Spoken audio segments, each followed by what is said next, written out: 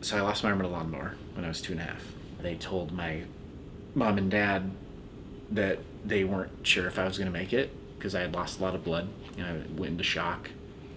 I had 3 older sisters.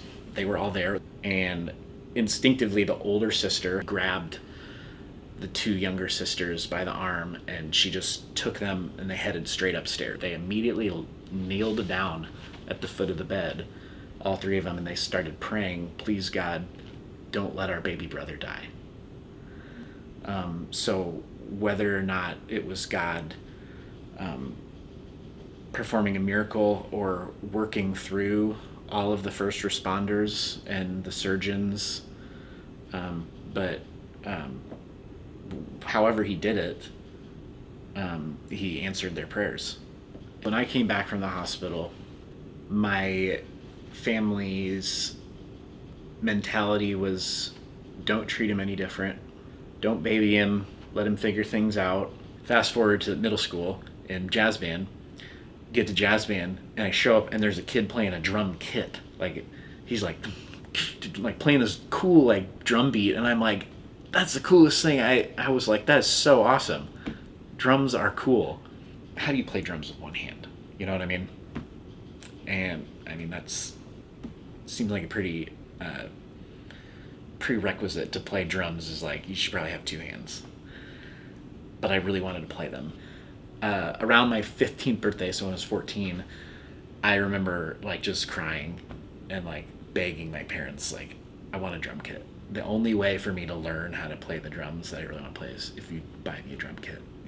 It's the only way. So with a lot of persistence and begging, for my 15th birthday, my parents bought me like a cheap student model drum kit. Before school, I get up in the morning and play it. On the weekends, all day, after school, all summer, just like nonstop. It's all I did was play drums. And I've been in bands ever since I was 15. I've been playing in bands, I've never not been in a band. But by far, the coolest environment or avenue that I have is been playing in church. Now looking back, before I knew Christ, I knew he was there, but had yet to acknowledge his presence and accept him into my life. And it wasn't until I met my wife, felt very loved by my wife. She always really supported me. And I thought, I was trying to think of a way where I could reciprocate and show her some love and kindness back. And I was thinking, okay, well, she supports me in the things I love. What is it that she loves? And my wife, I knew that she loved God. I knew that she loved Jesus. And I was like, hey, would you like me to go to church with you someday? And she kind of looked at me like, what? Like, yeah, I would like you to come to church with me. And I was like, I'll come, because I'm thinking, what's the harm? At church, the message of the gospel was on clear display every Sunday for about 3 weeks. And it was that 3rd week